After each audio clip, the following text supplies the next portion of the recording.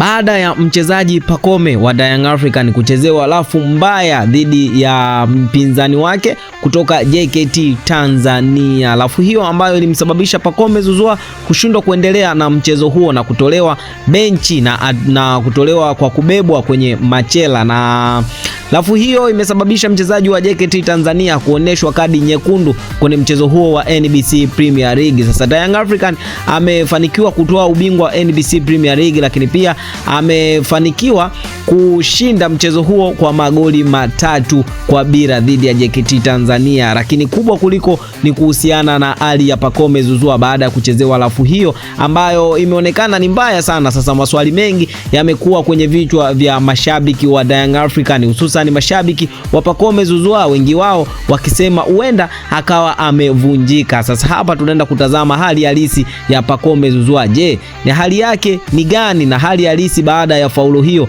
nini kitaenda kutokea? Tunaenda kuletea hapa Tubone Media. Kitu ambacho unatakiwa kufanya ni kukaa nasi mwanzo mpaka mwisho, lakini pia nikukumbushe tu, wewe kama ni mgeni na ni mara yako ya kwanza unatuangalia, hakikisha umesubscribe na kubonyeza alama ya kengele. Kwa kufanya hivyo, basi moja kwa moja utakuwa umejiunga na familia hii ya michezo na burudani. Sasa baada ya mchezo wa NBC Premier League kutamatika, ambapo Young African wameibuka na ushindi wa goli 3-0 dhidi ya JKT Tanzania. Ushindi huo ambao umewafanya Young African kuibuka videdea kwenye ligi ya NBC Premier League na kutoa ligi mara 5 mfululizo na kuweka historia mpya. Lakini kwenye mchezo huo kitu ambacho kimeonekana ni tukio ambalo Pacome Zouzoua amechezewa faulo mbaya sana na mchezaji wa JKT Tanzania. Ukianza kuangalia aina ya faulo hiyo ambayo amechezewa, ni faulo ambayo ilihitaji muamuzi kutoa kadi nyekundu, na muamuzi alifanya hivyo, akamuonyesha kadi nyekundu mchezaji wa JKT Tanzania. Baada ya kuonyeshwa kadi nyekundu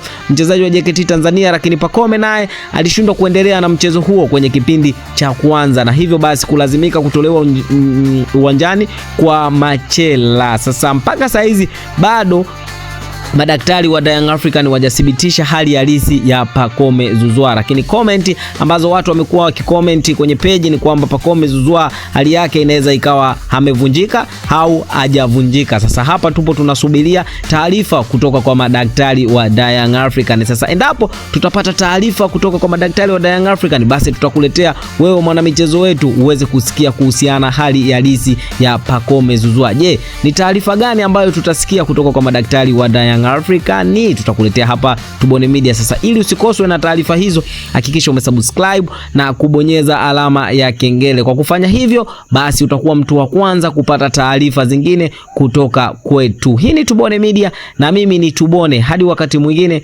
shut up, keep watching, bye bye.